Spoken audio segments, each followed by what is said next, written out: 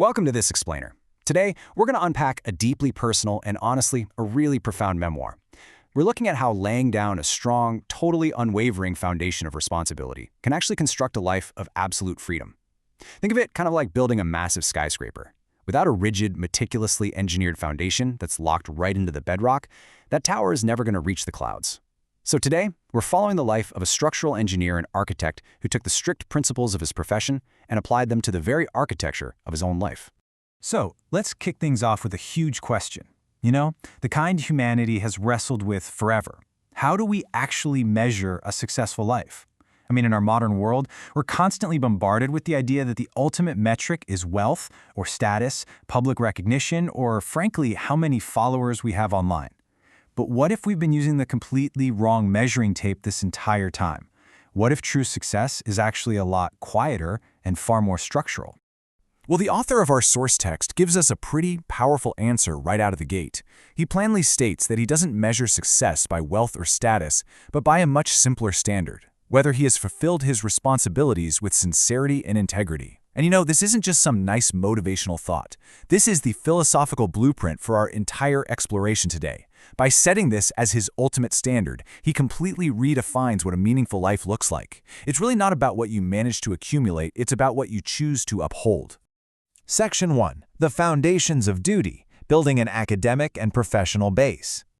All right, so how do you actually build this kind of foundation? Because, let's be real, a philosophy of duty means you have to build up your own capabilities first. His journey is one built entirely on merit and scholarships, starting with a bachelor's degree in architecture from UVCE in Bengaluru. From there, he bridged across the world to grab a master's in building science at the University of Southern California in Los Angeles. But the learning didn't stop in the classroom. From 1997 to 2005, he was at Advanced Structures, Inc. out in LA, working on some seriously cutting-edge structural systems. This was his period of intense skill acquisition. He was figuring out how to build things that actually last, broadening his technical horizons, and really pouring the concrete for his future independent practice back in India.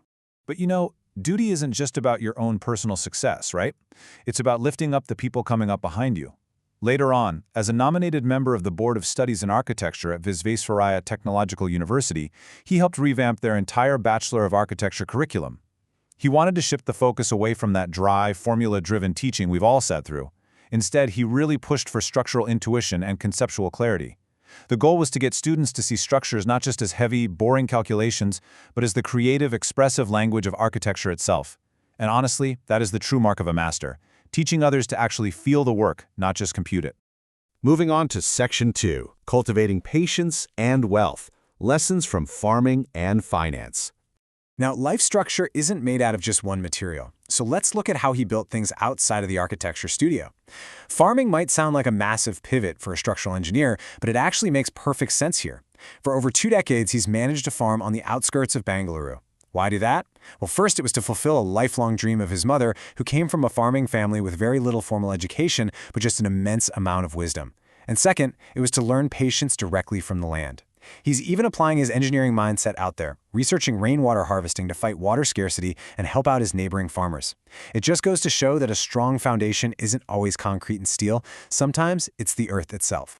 And speaking of learning experiences, his time investing during the late 90s dot-com boom was, well, it was a wild ride. In early 1999, he put in $10,000.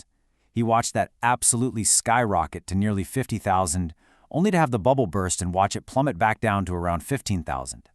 While a lot of people would have just panicked and completely sworn off the stock market forever, he looked at it totally differently. He treated this extreme volatility as an invaluable, real-world education in risk, uncertainty, and human psychology. He learned the hard way that markets, much like physical buildings, absolutely have to be designed to withstand sudden shocks. So what did he do after that? Actually, he completely evolved his approach.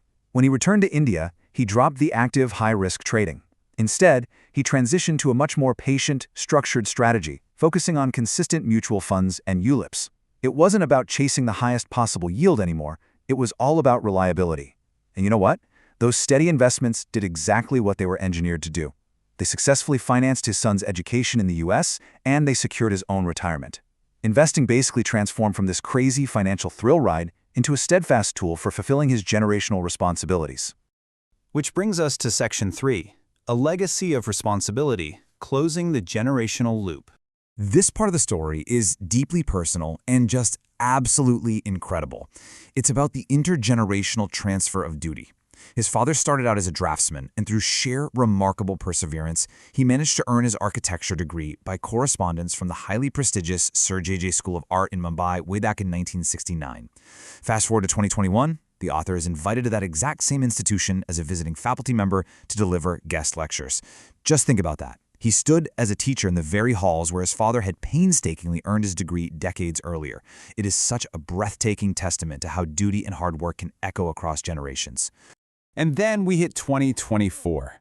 This year marked the completion of another massive structural arch in his life, when he got to watch his own son graduate from Purdue University. In his own words, this marked the completion of one of his absolute greatest responsibilities as a father. His son's future now entirely belongs to his son.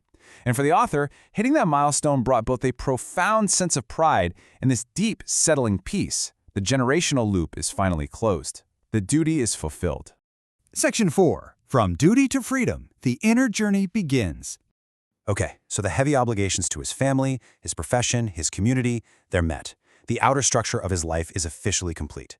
And this triggers a really profound shift, because he completely redefines what freedom means. Normally, when we hear the word freedom, we think of like a teenager's version of freedom, right? The license to just do whatever we want, whenever we want. But the freedom he discovers in the second half of his life is entirely different. It's freedom from the constant, exhausting pressure of having to prove himself. It's freedom from social expectations, from comparing himself to others, and from needing any sort of external validation. It's a kind of peace that you can really only experience after your duties have been properly and thoroughly served. It isn't freedom from responsibility. It's freedom through responsibility. It really is a tale of two halves, and the dualistic arc of his philosophy is just fascinating. The first half of life, that's all about the outer journey. It's devoted to duty, to achieving things, to building a career and a life. It's the search for success. But once that building is finally constructed, you enter the second half of life. And this half is devoted to freedom and to actually understanding the life you just built. It transitions from an outer journey of achievement straight into an inner journey of wisdom. You shift from the search for success over to the search for truth. Basically, you spend the first half constructing the house and the second half finally getting to dwell peacefully inside it. Having fulfilled his obligations to the world, he's now free to turn inward. And we're going to leave you with these profound questions today. The exact questions he now dedicates the rest of his life to exploring. He's no longer looking for more possessions or chasing more accolades. He's just cultivating pure wisdom. Who am I? What am I? Why am I? How do I know? As you think about those, I want to invite you to examine your own life's architecture. Which half of the journey are you currently in?